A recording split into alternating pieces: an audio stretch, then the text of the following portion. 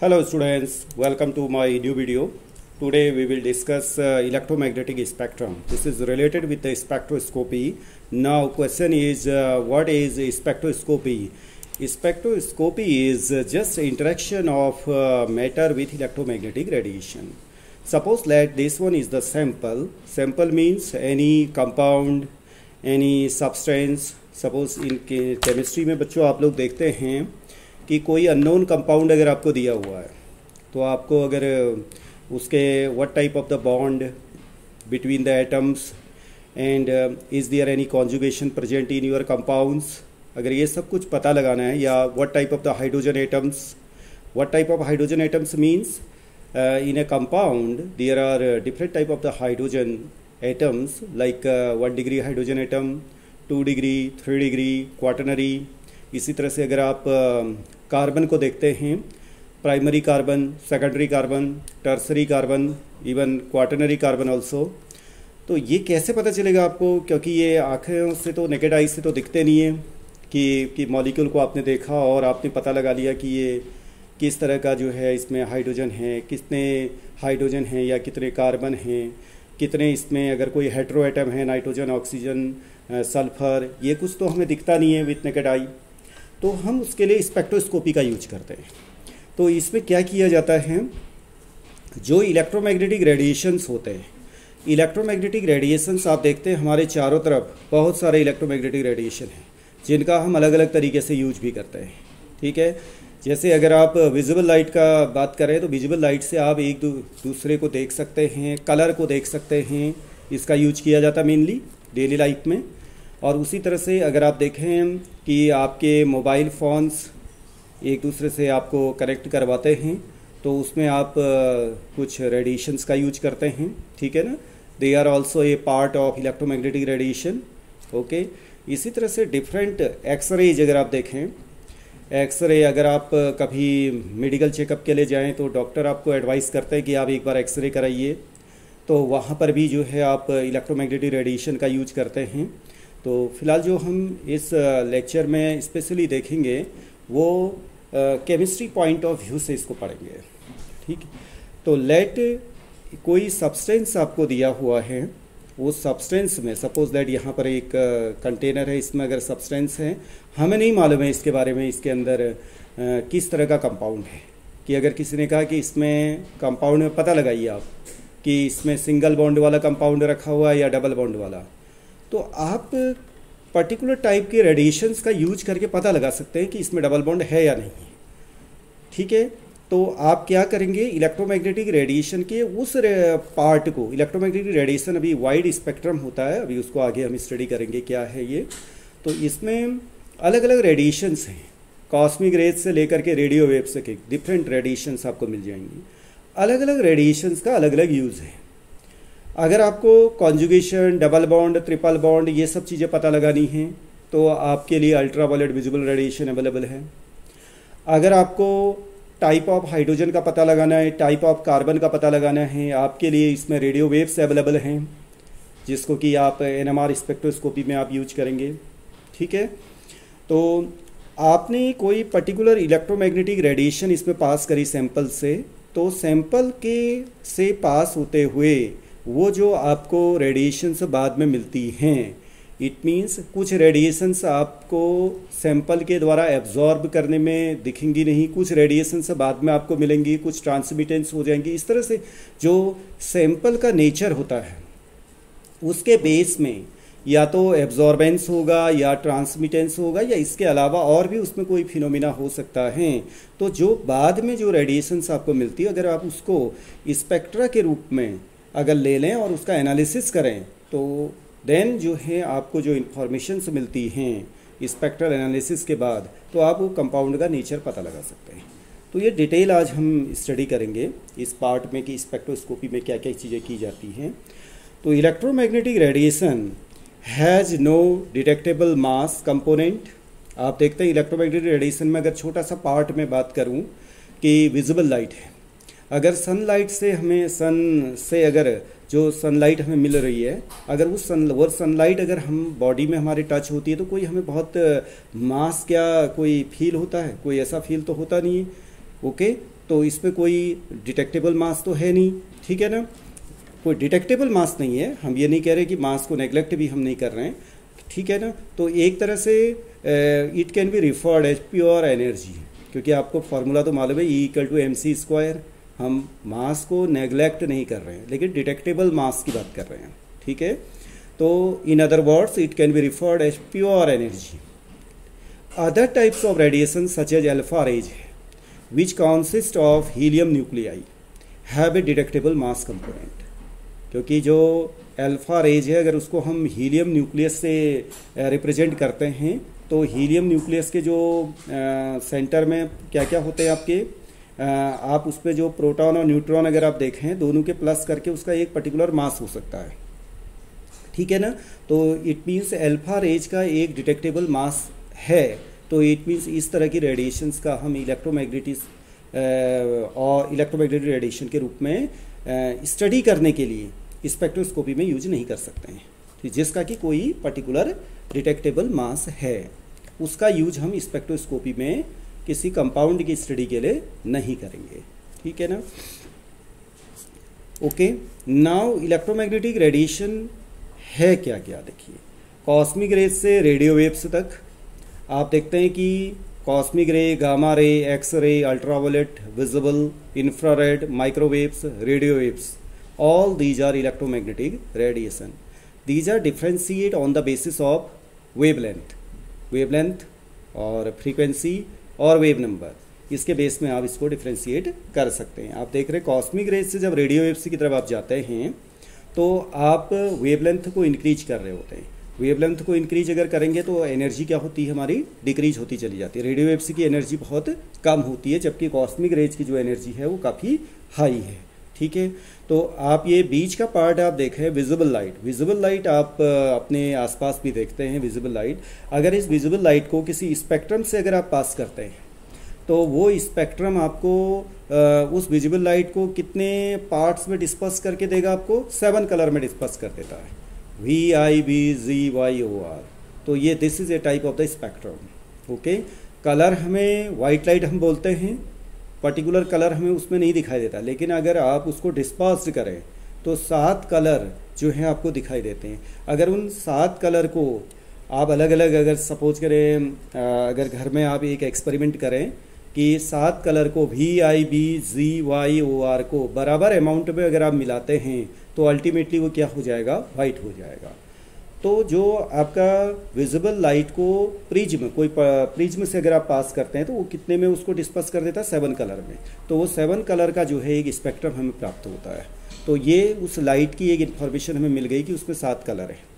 Okay, अगर उसी को किसी कंपाउंड से पास करेंगे तो उन 7 कलर के साथ में कंपाउंड का जो इंटरेक्शन होगा तो देन आपको कुछ इन्फॉर्मेशन मिलेगी। वो इन्फॉर्मेशन आपको स्पेक्ट्रा के रूप में अवेलेबल होगी, और स्पेक्ट्रा का अगर आप एनालिसिस करेंगे तो कंपाउंड के बारे में आपको क्या होगा, जानकारी हो जाएगी। Now what is electromagnetic radiation? Electromagnetic radiation is a wave consisting of perpendicularly oscillating electric and magnetic field.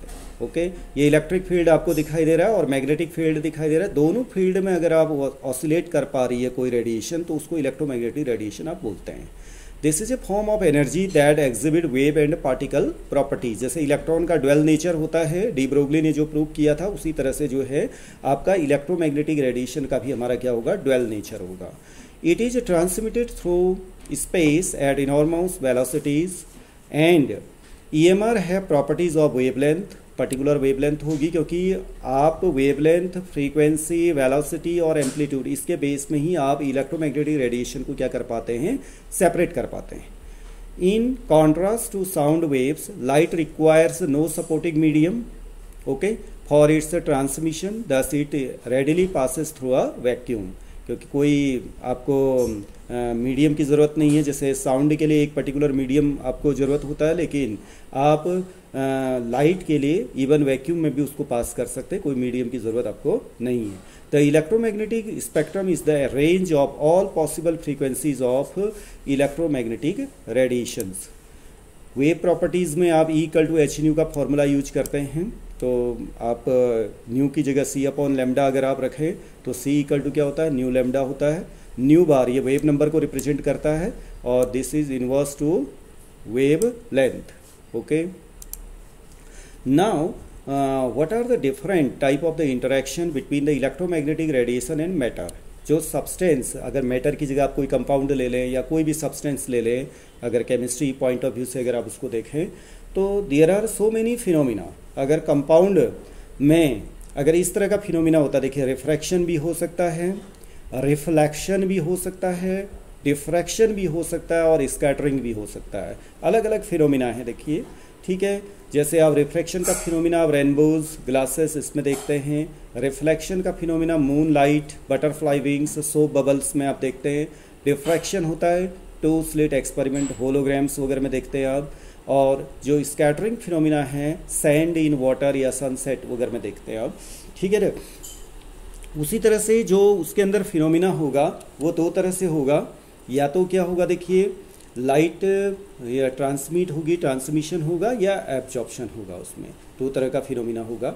Okay, molecular effect. Now what are the molecular effect with different electromagnetic radiations. Let, अगर आप किसी compound से pass करते हैं cosmic rays, gamma rays या X rays, तो उसमें क्या होगा, मॉलिक्यूलर आयोनाइजेशन होगा. जैसे आप मैंने जैसा कि अभी पहले भी कहा, अगर आप मेडिकल चेकअप के लिए अगर जाते हैं, अगर डॉक्टर आपको एडवाइस करते हैं कि आप एक्सरे कराइए, तो आपको सपोज दैट अगर हमारी कोई बोन्स वगैरह में कहीं पर कोई माइनर फ्रैक्चर वगैरह है, कुछ इस तरह की चीज़ें अगर आ जाती हैं, तो आपसे कहा जाता है कि आप थोड़ा सा एक्सरे करा लीजिए. इसका एक्सरे अगर कर लेते हैं तो उससे ये पता चल जाता है हमें कि कितना माइनर है या मेजर फ्रैक्चर हुआ है, ये आपको जानकारी हो जाती है. तो आप जब एक्सरेज के लिए टेक्नीशियन के पास में जाते हैं तो टेक्नीशियन आपको क्या करता है, जो एक्सरे रूम होता है वहाँ लेके जाता है. आप देखते हैं एक्सरे रूम के अंदर आप गए होंगे तो उसकी वॉल्स क्या होती हैं, बिल्कुल ब्लैक होती हैं. ब्लैक क्यों होती हैं, क्योंकि अगर उसमें एक्सरेज अगर कहीं पर बच जाए तो वो क्या कर लेता है, एब्जॉर्ब कर लेता है ब्लैक कलर. ओके, तो आपको क्या करते हैं, जिस पर्टिकुलर ऑर्गन का भी आपको एक्सरे करना है उसके सामने आप उस ऑर्गन को सामने रख करके मशीन के सामने आपको ले आया जाता है. ठीक है ना. तो फिर उसके बाद क्या किया जाता है, जो टेक्नीशियन है वो एक कहीं से स्विच ऑन करता है, एक आपको आवाज़ होती है स्विच ऑन की. ठीक है, उससे क्या होता है, जैसे स्विच ऑन होता है तो एक्स रेज, एक्स किरणें जो हैं वो उस ऑर्गन से पास आउट होती हैं. जब उस ऑर्गन से पास आउट होती हैं तो वहाँ पर आपको एक एक्सरे के फॉर्म में एक आपको मिलता है, जिससे कि डॉक्टर ये आइडिया लगा लेते हैं कि उसमें फ्रैक्चर माइनर है या मेजर है. इट मीन्स हुआ क्या है, बोन्स और एक्सरेज के बीच में एक इंटरेक्शन हुआ है. उस इंटरेक्शन के बाद एक इन्फॉर्मेशन आपके सामने आई. जो इन्फॉर्मेशन आपके सामने आई, इस पूरी स्टडी को आप बोलते हैं स्पेक्ट्रोस्कोपी. तो एक्सरे कराना भी एक तरह का क्या है, आपका स्पेक्ट्रोस्कोपी का फिनोमिना ही है. तो वो हम इस फील्ड में एक्सरे में करते हैं, उसमें मॉलिक्यूलर आयोनाइजेशन होता है. ठीक है, अगर आप अल्ट्रावायलेट और विजिबल पार्ट में अगर कोई स्टडी करते हैं तो उसके अंदर मॉलिक्यूल के अंदर आप क्या चेंजेस कर रहे होते हैं, इलेक्ट्रॉनिक ट्रांजिशन कर रहे होते हैं. ठीक है, देखिए अलग अलग स्टेप में अलग अलग चीज़ें आप कर रहे हैं. और अगर आप आईआर में जाते हैं तो आप मॉलिक्यूलर वाइब्रेशन कर रहे होते हैं, मॉलिक्यूल के अंदर वाइब्रेशन आपको करना, वाइब्रेट करना. अगर आप रेडियो वेव्स में जाते हैं तो मॉलिक्यूलर रोटेशन आप कर रहे होते हैं. एक्चुअली जब आप X ray, cosmic ray, gamma ray, X ray, इनकी एनर्जी ज़्यादा होती है. एनर्जी ज़्यादा होती है तो ये मॉलिक्यूल के अंदर या उस सब्सटेंस के अंदर या उस मैटर के अंदर आयोनाइजेशन कर लेते हैं. तो इसीलिए आपसे कहा जाता है जब ज़रूरत पड़ने में, जब बहुत आवश्यकता हो तभी एक्सरे कराना चाहिए मेडिकल पॉइंट ऑफ व्यू से. अगर अननेसेसरी आप एक्सरेज करवाते हैं तो मॉलिक्यूल, शरीर के अंदर कुछ जो मॉलिक्यूल्स हैं, कंपाउंड्स हैं, उनका आयोनाइजेशन हो जाएगा. हो सकता है उस आयोनाइजेशन की वजह से अंदर कोई डिफरेंट प्रॉब्लम्स क्रिएट हो जाए. तो इससे बचना चाहिए अननेसेसरी एक्सरे कराने से. ओके, उसी तरह से जो आप अल्ट्रावायलेट विजिबल में देखते हैं इलेक्ट्रॉनिक ट्रांजिशन होता है. इलेक्ट्रॉनिक ट्रांजिशन में आप क्या करते हैं, ग्राउंडेड स्टेट से कहाँ चले जाते हैं, एक्साइटेड स्टेट में चले जाते हैं. मॉलिक्यूलर वाइब्रेशन में आप क्या करते हैं, मॉलिक्यूल जो है वो अपने बॉन्ड, जहाँ पर बॉन्ड एक्सिस है उसके जस्ट इधर बोथ साइड में जो है वाइब्रेट करेगा या लेफ्ट राइट या अबव और बिलो, इस तरह से वाइब्रेट करेगा। तो ये डिफरेंट फिनोमिना हैं मॉलिक्यूल के अंदर चेंजेस होने के, किसकी वजह से? इलेक्ट्रोमैग्नेटिक रेडिएशन को जब आप क्या करते हैं, पास करते हैं मॉलिक्यूल के अंदर या सब्सटेंस के अंदर। ओके, नेक्स्ट है एब्जॉर्प्शन एंड इमिशन। ये फिनोमिना होता है, आप देख रहे हैं एब्जॉर्प्शन फिनोमिना में आपने ये कंपाउंड है, लेट ये कंपाउंड की दो स्टेट हैं, ग्राउंड स्टेट या ऊपर एक्साइटेड स्टेट है। तो रेडिएशन जैसे आप पास करते हैं तो आपका इलेक्ट्रॉन जो है लोअर एनर्जी लेवल से या ग्राउंड एनर्जी स्टेट से हायर एनर्जी स्टेट या एक्साइटेड एनर्जी स्टेट में जाता है। उसके बाद वो जो है वो वापस भी नीचे को आएगा, ठीक है। जब ऊपर जाएगा ग्राउंड से एक्साइटेड स्टेट में एब्जॉर्प्शन होगा, जब ग्राउंड में वापस आएगा तो उस दौरान आपका क्या होगा, इमिशन होगा। तो दोनों तरह की इंफॉर्मेशन है। अगर आप एब्जॉर्प्शन के बाद इंफॉर्मेशन लेते हैं तो एब्जॉर्प्शन स्पेक्ट्रोस्कोपी के अंदर उसको पढ़ेंगे, और अगर लाइट को इमिट जो लाइट होगी उसके बाद आप इंफॉर्मेशन लेते हैं तो इमिशन स्पेक्ट्रोस्कोपी के अंदर उसको पढ़ेंगे, ठीक है। Absorption a transition from a lower level to a higher level with a transfer of energy from the radiation field to an absorber, atom, ion, molecule, solid. Okay. Emission, a transition from a higher level to a lower level with a transfer of energy from the emitter to the radiation field.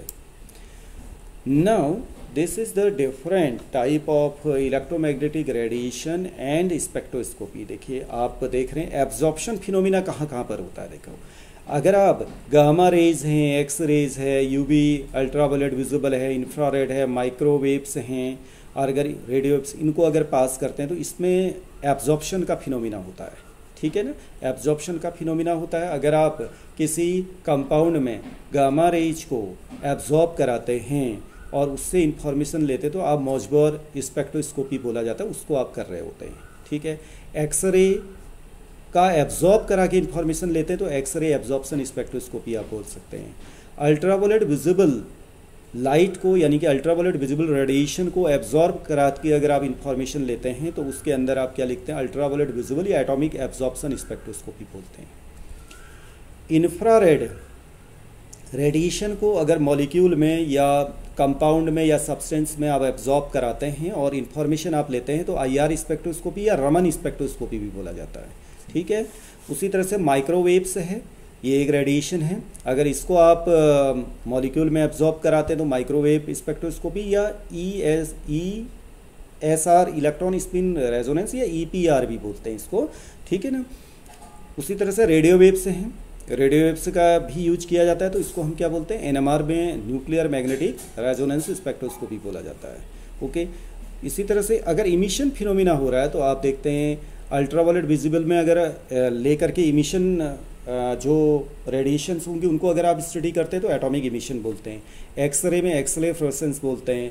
UV visible अगर light को लेकर के आप emission की study करते हैं तो उसमें भी आप देखते हैं फ्लोरेसेंस, फॉस्फोरेसेंस, एटॉमिक फ्लोरेसेंस, ये सब फिनोमिना होते हैं। तो these are the different type of energy transfer and spectroscopic techniques. Now what is ultraviolet visible spectroscopy? The interaction between matter and the ultraviolet visible region of the electromagnetic radiation. Since the absorption of light involves the transition from one electronic energy level यानी कि ground state to another within a molecule, UV spectroscopy is also known as electronic spectroscopy. Okay? Ground state से excited state में आप electron को transfer कर रहे होते हैं और उसी की स्टडी कर रहे होते हैं। That's why this is called electronic spectroscopy बोला जाता है। And this is very powerful technique for the determination and identification of the molecular structure. कहाँ से कहाँ तक का रेंज है आप ये भी देख सकते हैं। Ultraviolet light is electromagnetic radiation with a wavelength ranging from 180 to 400 nm। 180 से 400 nm तो आप यूवी रीजन बोलते हैं, और उसके बाद 400 टू 780 या 800 तक का जो रीजन है वो विजिबल लाइट का रीजन है, okay. Now organic compounds with conjugated pi system. Conjugated pi system means जो है अल्टरनेट डबल बॉन्ड। जैसे अगर आप एक एग्जांपल अगर हम दें 1,3 ब्यूटाडाइन है, ठीक है ना, अल्टरनेट डबल बॉन्ड है, डबल सिंगल डबल, तो उसको हम बोलते हैं conjugated pi system. Okay, organic compound with conjugated pi system absorb UV और visible light to promote an electronic excitation. Ground state से इलेक्ट्रॉन एक्साइटेड स्टेट में आसानी से जा सकता है। अगर कॉन्जुगेटेड सिस्टम है तो प्रोसेस बहुत आसान हो जाती है। किसी एटम में अगर आप इलेक्ट्रॉनिक ट्रांजिशन अगर आप देखें किस तरह से हो सकता है, सपोज लेट एक एटम यहाँ पे दिया हुआ है, ये न्यूक्लियस है, बीच में देख रहे हैं प्रोटॉन P पॉजिटिव करके लिखा हुआ है, उसके बाहर एक इलेक्ट्रॉन मूव करता हुआ दिख रहा है यहाँ पर। अगर आप रेडिएशन पास करते हैं, ठीक है, आपने अल्ट्रावायलेट विजिबल लाइट इसमें पास करी, तो न्यूक्लियस को तो बहुत ज़्यादा ये डिस्टर्ब नहीं करेगा, बट इलेक्ट्रॉन को बहुत आसानी से ये डिस्टर्ब कर देगा। तो ये इलेक्ट्रॉन जो है अपने फर्स्ट एनर्जी स्टेट से जो है, देखिए अब सेकंड एनर्जी स्टेट में यहाँ पर एक्साइटेड स्टेट में आ गया है, एक एनर्जी स्टेट से दूसरे एनर्जी स्टेट में आ गया है। और ज़्यादा एनर्जी देंगे तो वो थर्ड में पहुँच जाएगा, और ज़्यादा एनर्जी देंगे तो वो फोर्थ में चला जाएगा, ठीक है ना, फिर उसी तरह से वापस भी आएगा। यहाँ पे देख रहे हैं ग्राउंड स्टेट से, ठीक है, एक्साइटेड स्टेट में, और ऊपर जा सकता है, ठीक है, और भी एनर्जी स्टेट से हैं। जिस तरह से आप एनर्जी देंगे उसी तरह से वो अपने हायर एनर्जी स्टेट में पास होगा। ये हाइड्रोजन का आइटम है। देखिए हाइड्रोजन एटम अगर आप देखें, H एक सैंपल है, देखिए बहुत सारे हाइड्रोजन एटम्स इसमें हैं। अगर आप इसमें लाइट पास करते हैं तो क्या होगा, देखिए आपने लाइट जैसे ही पास करी तो हाइड्रोजन में कितने इलेक्ट्रॉन होते हैं, 1 इलेक्ट्रॉन होता है। वो 1 इलेक्ट्रॉन अपने ग्राउंड स्टेट से ठीक जस्ट ऊपर वाले उससे अबव जो स्टेट है एनर्जी स्टेट, उसमें जा सकता है। अगर एनर्जी ज़्यादा है उससे और ऊपर जा सकता है, एनर्जी और भी ज़्यादा है तो और उससे ऊपर जा सकता है। That depend upon the sample and light source, उस पर डिपेंड करेगा कि लाइट सोर्स और सैंपल के बीच में जो एनर्जी का इंटरेक्शन हुआ वो कितना हुआ है। लेट अगर आप ज़्यादा एनर्जी देंगे तो हो सकता है वो 5th या 6th ऑर्बिट में या एनर्जी स्टेट में भी जा सकता है। तो इस तरीके से वो अपने हायर एनर्जी स्टेट से अपने ग्राउंड एनर्जी स्टेट में वापस भी आएगा, या अपने से लोअर एनर्जी स्टेट में वापस आएगा। सपोज लेट अगर वो फर्स्ट में था तो थर्ड में जा सकता है, फिर वापस जो आएगा थर्ड से 2 पे पहले आएगा, तो एक कुछ इन्फॉर्मेशन दे सकता है, या थर्ड से कहाँ आ सकता है, सीधे 1 में आ सकता है, डायरेक्ट 1 में आ सकता है, तो डिफरेंट इन्फॉर्मेशन आपको दे सकता है। तो इस तरीके से जो है आप कुछ इन्फॉर्मेशंस जो गेट करते हैं हाइड्रोजन स्पेक्ट्रम के बारे में, तो आपने नाम सुने होंगे Lyman series, Balmer series, Paschen series, Brackett, Pfund, इस तरह के जो नाम आपने सुने होंगे, वो डिफरेंट इन्फॉर्मेशन देते हैं हाइड्रोजन एटम के बारे में। ओके, उसी को बोलते हैं हम क्या, लाइन स्पेक्ट्रम। इस तरह से लाइन्स वहाँ पर बनती हुई नजर आएंगी आपको। Now what is the principle of UV spectroscopy? Absorption of visible ultraviolet light produces changes in the electronic states of molecules associated with the excitation of an electron from a lower to a higher energy level. But it must be noted that each electronic level in a molecule is associated with a number of vibrational sublevels, and each vibrational sublevel in turn is associated with a number of rotational sublevel. अधिकतर हम जो बोलते हैं कि ground state से excited state में चला गया, यानी कि लोअर एनर्जी सेल से वो हायर एनर्जी सेल में चला गया, लोअर इलेक्ट्रॉनिक सेल से हायर इलेक्ट्रॉनिक सेल में चला गया, ठीक। लेकिन होता क्या है कि इन बिटवीन, इसमें भी, इनके बीच में 1 से 2 में जाने के बीच में भी रोटेशनल और वाइब्रेशनल लेवल उसको अलग अलग क्या करने होते हैं, पास करने होते हैं, ठीक है। आप ये देखिए, सपोज लेट कि ये E0 है, ये E एक्साइटेड स्टेट वाला है, ठीक है। इट मीन्स ये ग्राउंड स्टेट है, ये एक्साइटेड स्टेट है। जब आप एक्साइटेड स्टेट में जाते हैं ग्राउंड स्टेट से, तो बीच में आप देखिए आप डायरेक्ट नहीं पहुंचेंगे। Suppose because these are quantized आपके स्टेट हैं। यहाँ से अगर आपको एक्साइटेड स्टेट में जाना है तो आपको एक पर्टिकुलर अमाउंट की एनर्जी चाहिए, क्वांटाइज्ड एनर्जी चाहिए। अगर उस क्वांटाइज्ड एनर्जी से आपको कम एनर्जी मिल रही तो आप कहाँ जाएंगे, फिर आप लोअर एनर्जी स्टेट में कहीं पे रहते हैं। या तो आप रहेंगे रोटेशनल में, जो स्मॉल है, ये देखिए एक थिक लाइन आपको दिख रही है, उसके बाद ये लाइन से ब्लैक लाइन, ये आपके हैं जो इनके बीच में ये वाली लाइन से आपको दिख रही हैं, ये लाइन से हमारी क्या रोटेशनल की। फिर ये जो लाइनें दिख रही है आपको, ये हैं वाइब्रेशनल की। तो आप सबसे स्मॉलर एनर्जी डिफरेंस है आपका किसमें, रोटेशनल में, देन वाइब्रेशनल में। उससे ज़्यादा डिफरेंस आपको मिलेगा तो इलेक्ट्रॉनिक लेवल में मिलेगा। ठीक है, तो इस वजह से जो स्पेक्ट्रा होता है that is very very complex. Now absorption spectroscopy में क्या होता है, देखिए जो भी पर्टिकुलर रेडिएशन है उसको आप सैंपल में क्या करेंगे, पास करेंगे। ठीक है, सैंपल में पास करने के बाद आप जो है उसका ट्रांसमिटेंस चेक करेंगे। क्लियर, एब्जॉर्बेंस और ट्रांसमिटेंस दोनों देख सकते हैं आप।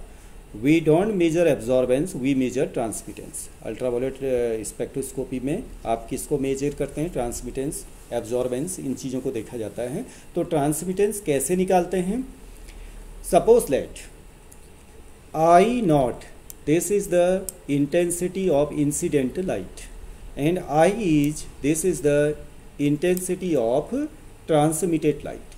तो इन दोनों का रेशियो आप निकालेंगे, I upon I naught, I upon I naught, this is called transmittance। Okay, और इसी तरह से अगर आप इसको दें, एब्जॉर्बेंस क्या हो जाएगा फिर, जो जैसे ट्रांसमिटेंस जितना हुआ है, जो नहीं ट्रांसमिटेंस हुआ है वो आपका क्या रहेगा, एब्जॉर्बेंस के अंदर रहेगा। तो इस वजह से इसका फिर इसी का जस्ट अपोजिट देखिए, ए एब्जॉर्बेंस माइनस लॉग टी लिखा हुआ है। ठीक है, और इसी को अगर आप देखें log I not upon I. Okay, ये दो के बेस में जो है आप एब्जॉर्प्शन स्पेक्ट्रोस्कोपी को पढ़ते हैं। तो आगे देखिए, इसमें दो लॉ ये आपके यूज होंगे। देखिए bears Lambert's law.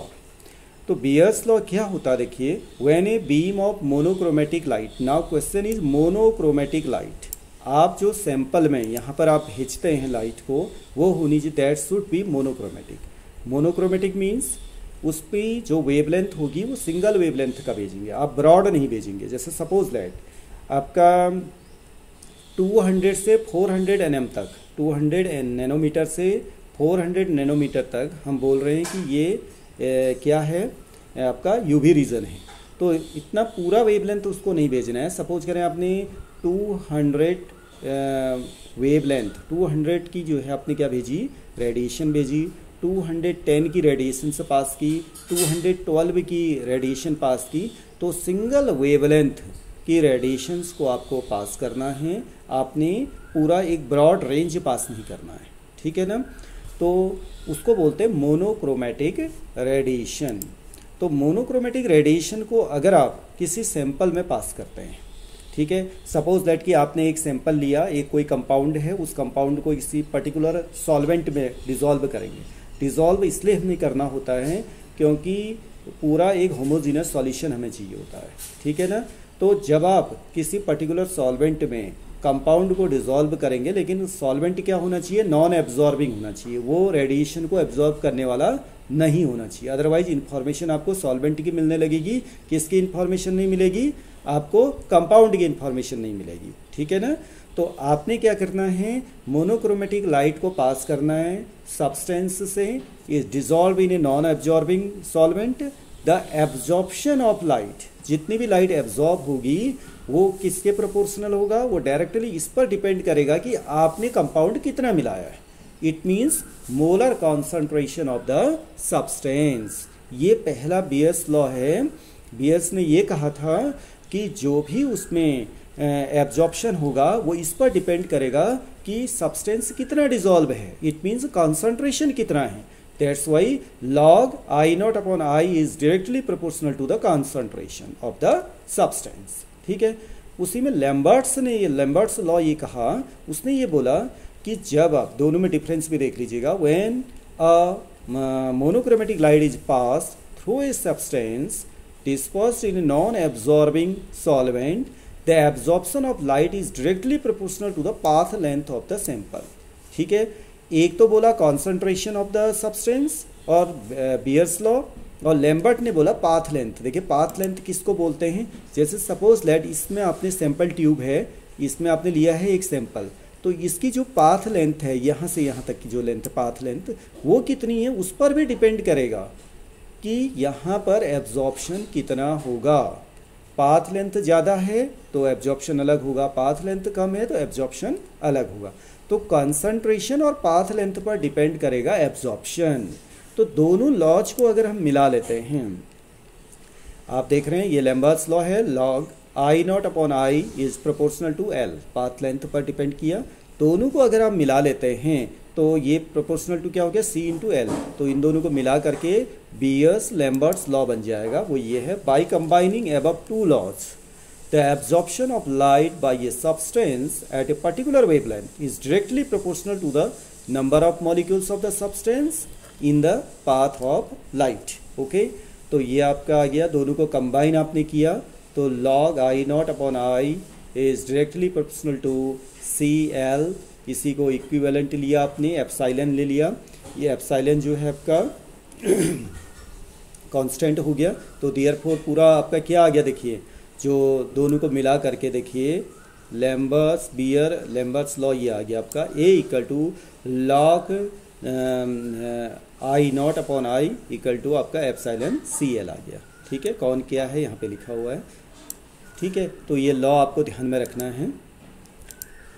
Now what is the instrumentation in UV visible और अदर स्पेक्ट्रोस्कोपी। सबसे पहला तो होता है कि लाइट सोर्स आपका क्या है, देन उसमें वेवलेंथ सेलेक्टर लगा होता है कि आपको पर्टिकुलर कौन सी वेवलेंथ चाहिए, मोनोक्रोमेटर चाहिए या डिफरेंट अलग अलग वेवलेंथ की एक साथ चाहिए।